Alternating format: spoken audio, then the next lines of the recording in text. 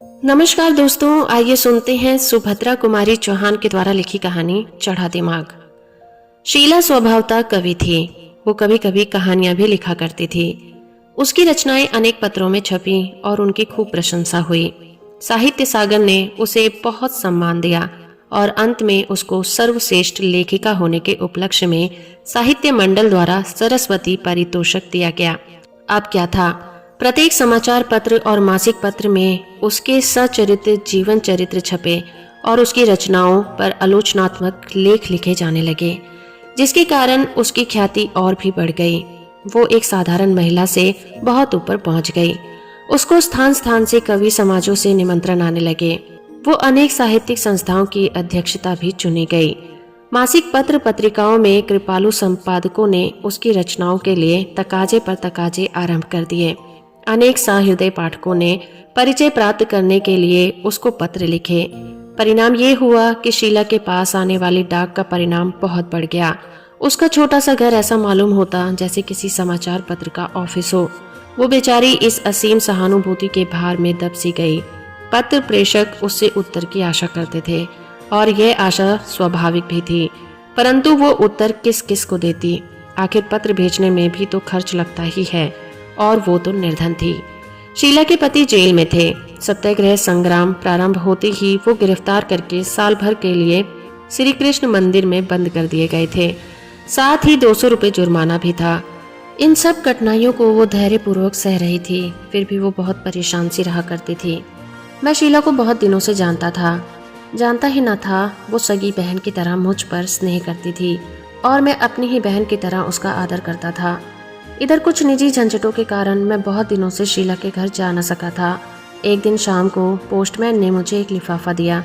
खोलकर देखा तो पत्र मेरा नहीं किंतु शीला का था। कल्पलता मासिक पत्रिका में संपादक महोदय ने बड़े आग्रह के साथ शीला को कोई रचना भेजने के लिए लिखा था। वो पत्रिका का कोई विशेषांक निकाल रहे थे। पत्र समाप्त करते करते उन्होंने यह भी लिखा था कि उसकी रचना के बिना उनका विशेषांक अधूरा ही रह जाएगा। उस जैसी विदुषियों के सहयोग से वो कल्पलता के विशेषांक को सफल न बना सकेंगे। पत्र को उलट पलट कर देखा। मालूम होता था संपादक महोदय ने भूल से लिफाफे पर मेरा पता लिख दिया था, क्योंकि मैं भी कभी कभी कल्पलता में अपनी तुकबंदियां भेज दिया करता था। जैसा कि मैंने पहले ही कहा है, मैं बहुत दिनों से शीला के घर जा न सका था और अब अकस्मात ही यह पत्र उसे देने का प्रसंग आ गया। इसलिए दूसरे ही दिन प्रातः काल में उसके घर गया। शीला का घर छोटा सा था और गृहस्थी भी छोटी सी थी। घर में कोई पुरुष नहीं था। उसकी बूढ़ी सास थी और एक नन्हा सा बच्चा था। ये शीला की ही संरक्षता पर निर्भर थे। अपने पति की अनुपस्थिति में भी वो गृहस्थी को सुचारू रूप से चलाई जा रही थी। उसके इस असीम धैर्य और साहस की मैंने मन में बड़ी प्रशंसा की। जब मैं वहां पहुंचा, वो आंगन में बैठी कुछ लिख रही थी। मैंने देखा उसका छोटा सा बच्चा दौड़ता हुआ आया और किलकारी मारकर पीछे से उसकी पीठ पर चढ़ गया। साथ ही उसके लिखने में फुल स्टॉप लग गया। मैंने पूछा, क्या लिख रही हो? कल्पलता के लिए एक कहानी लिख रही थी। वो मुस्कुराकर बोली, पर जब ये लिखने दे तब ना। उसने वाक्य को पूरा किया। मैंने पूछा, कितना बाकी है? कहानी तो पूरी हो गई, पर इसके साथ उन्हें एक पत्र भी तो लिखना पड़ेगा, शीला ने कहा। मैंने उस कहानी को लेने के लिए हाथ बढ़ाया, पर वह मुझे बीच में ही रोककर मुस्कुराती हुई बोली, लो पहले इसे तो पढ़ लो, फिर कहानी पढ़ना।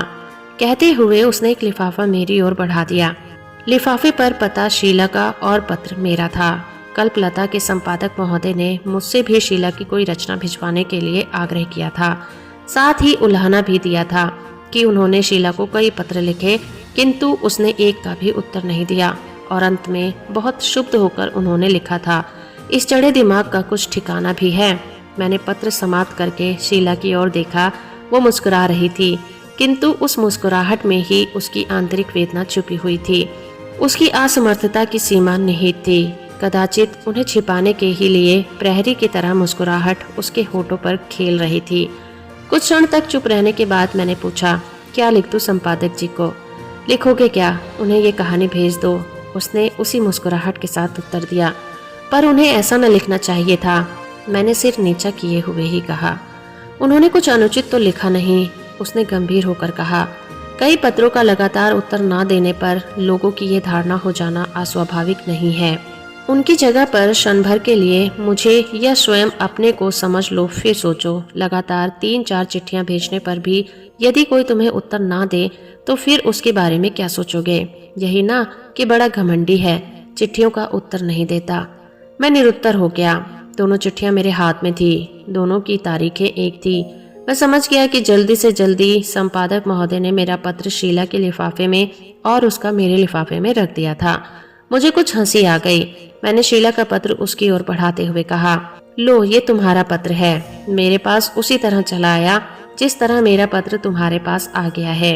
वो पत्र पढ़ने लगी। मैंने उसकी कहानी उठा ली। इसी समय बाहर कुछ कोलाहल सुनाई पड़ा। मैंने बाहर जाकर देखा, तहसील से 2 चपरासी ऊंचे ऊंचे लठ लिए खड़े थे। पूछने पर मालूम हुआ कि शीला के पति पर जो 200 रुपए का जुर्माना हुआ था, उसे वसूल करने के लिए कुर्की आई है। मैंने उन्हें समझा बुझाकर बिना कुर्की किए ही वापस भेजने का प्रयत्न किया, पर वे भला क्यों मानने लगे। कदाचित नगद नारायण से उनकी पूजा होती तो देवता कुछ ठंडे पड़ जाते, पर वहां ना तो शीला के पास ही कुछ था और ना मेरे। आखिर कुर्की शुरू हो गई। वो लोग घर के अंदर से सामान ला लाकर बाहर रखने लगे। बक्स, मेज, कुर्सियां, अलमारी, तस्वीरें, बर्तन इत्यादि। तात्पर्य यह है कि जो कुछ भी सामान था एक एक करके सब बाहर आ गया और सब चीजों की एक दुकान से लग गई। शीला शांतिपूर्वक यह सब देख रही थी, किंतु उस शांति के नीचे प्रचंड विषाद छुपा हुआ था। मुझसे उसके चेहरे की तरफ नहीं देखा जाता था। मैं अपने भाईपन को मन ही मन धिक्कार रहा था। मेरे ही सामने मेरी बहन की लुटिया थाली नीलाम हो रही थी, किंतु मैं कुछ कर नहीं सकता था। खैर, उन सब वस्तुओं की एक सूची तैयार करके चपरासी सामान ठेले पर लाद कर ले जाने लगे। सामान में बच्चों की एक ट्राईसाइकिल भी थी। ब्रजेश अमाली ताइकल कह के तड़प पड़ा। शीला कुछ न कह सकी। बच्चे को जबरन गोद में उठाकर वो दूसरी ओर चली गई। सामान चला गया। मैंने अंदर जाकर देखा, वो बैठी बच्ची को कुछ खिला रही थी। उसने मेरी ओर देखा, उसकी आंखें सजल थी। मैंने सांत्वना के स्वर में कहा, बहन, देशभक्तों की यही तो अग्नि परीक्षा है। थोड़ी देर बाद उसकी कहानी लेकर मैं घर लौटा। घर आकर मैंने उसकी कहानी पढ़ी और उसी तरह कल्पलता के संपादक के पास भेज दी। तो दोस्तों, अभी आप सुन रहे थे सुभद्रा कुमारी चौहान के द्वारा लिखी कहानी चढ़ा दिमाग। उम्मीद करती हूँ ये कहानी और मेरा प्रयास आपको अच्छा लगा होगा। वीडियो को लाइक और चैनल को सब्सक्राइब करना बिल्कुल ना भूलें।